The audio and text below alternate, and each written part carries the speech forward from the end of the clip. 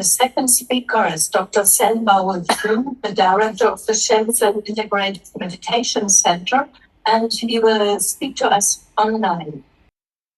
Dear friends, I'm Zhenbao Jing. I'm a meditation practitioner and a researcher and a meditation coach.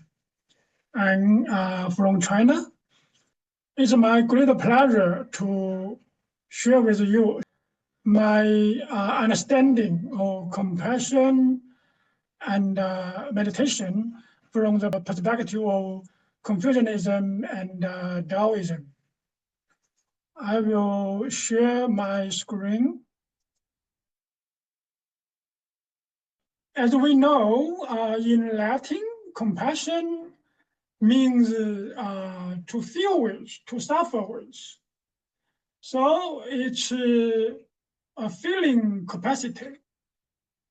And in Confucianism, compassion is not a moral duty imposed upon us, but a natural and integral part of humanity. According to Mencius, one of the two founders of Confucianism, in addition to Confucius, he said, one without compassion is not a human. This is kind of different from the Christian understanding. In Romans, it's said, "For I know that nothing good dwells in me, that is in my flesh.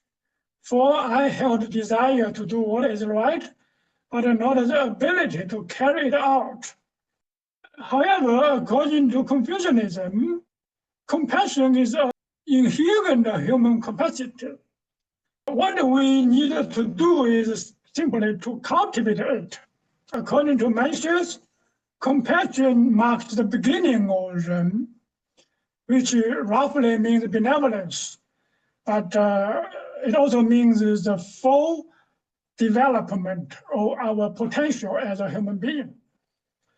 So Mencius said we need to cultivate and enlarge these beginnings to its full potential capacity. And how can we do that? According to Mencius, it's through the cultivation of qi. And the cultivation of qi for Mencius and also for Confucianism is mainly through ethical behavior. Like Mencius said, qi is produced by the accumulation of righteous deeds, not by sporadic acts of righteousness seized upon abruptly. On the other hand, qi is not simply a spiritual force. It's also related to our physical and mental well-being.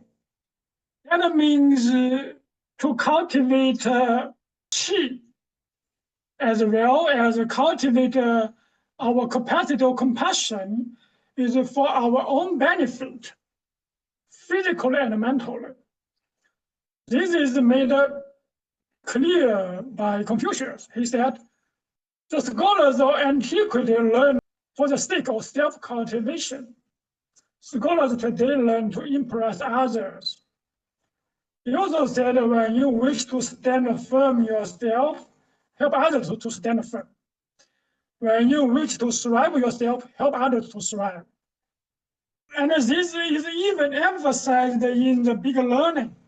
It said, from the emperor to ordinary folk, everyone takes cultivation of the body as a fundamental duty. It's impossible for the ruler to be corrupted while the peripheral affairs remain well governed. So, in the core of Confucianism, ethical behavior is not spirituality isolated from the body, but it had to be embodied. However, physically, the focus of Confucianism is more on ethical behavior, while the practice of meditation is more emphasized in Taoism. This is because Taoism is more a cosmological understanding. For Taoism, compassion is also important for the sage, that is, those who understand Tao, is compassionate. The sage has no fixed mind. He takes the people's mind as his own, according to Tao Te Ching, the leading foundation of Taoism. However, it also says, heaven and earth are without benevolence.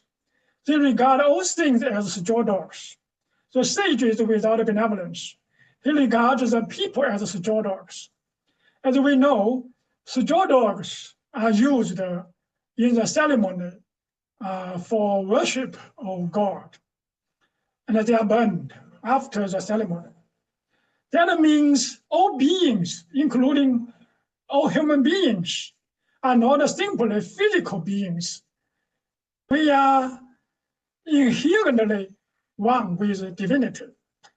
Only that we need to cultivate our inherent divine nature.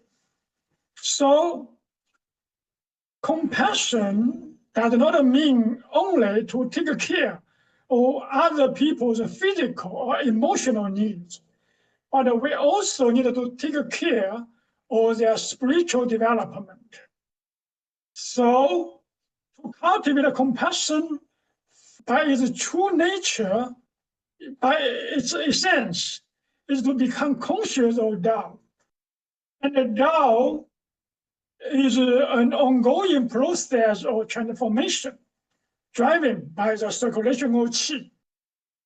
According to Tao Te Ching, Tao begets one, one begets two, two begets three, and three begets a myriad of things.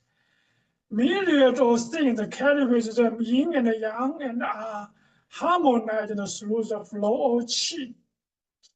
So it's because of the flow of qi that all beings can feel each other and can coordinate with each other and support each other. Qi, according to Taoism, is not a substance that is isolated from our physical being, but actually all beings, by their true nature, are different forms of qi.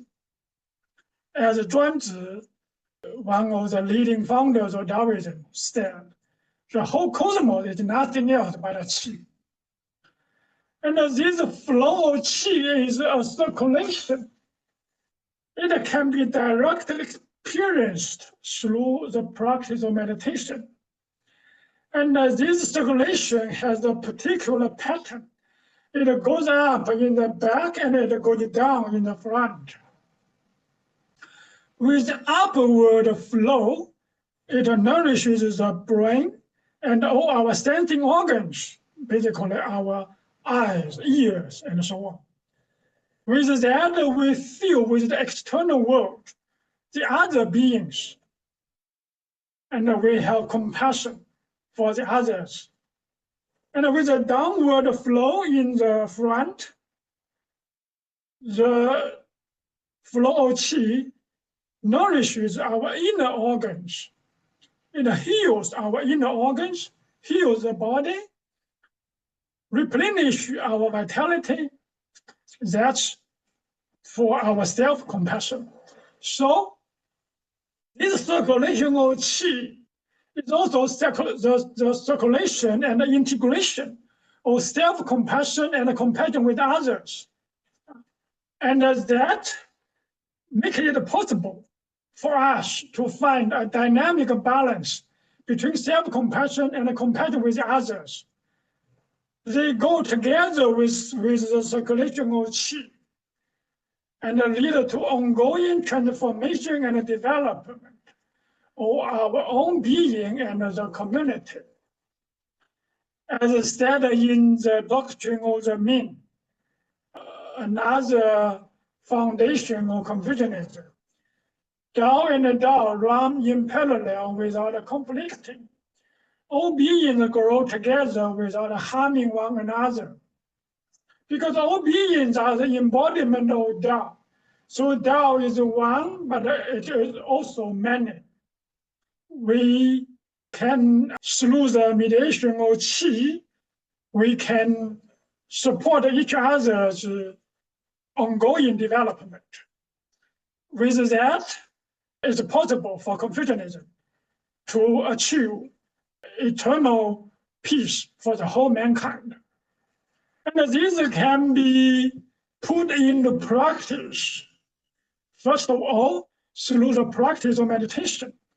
With seated meditation is the cultivation of self-compassion to heal ourselves, to integrate ourselves, to continually develop our vitality, physically and mentally.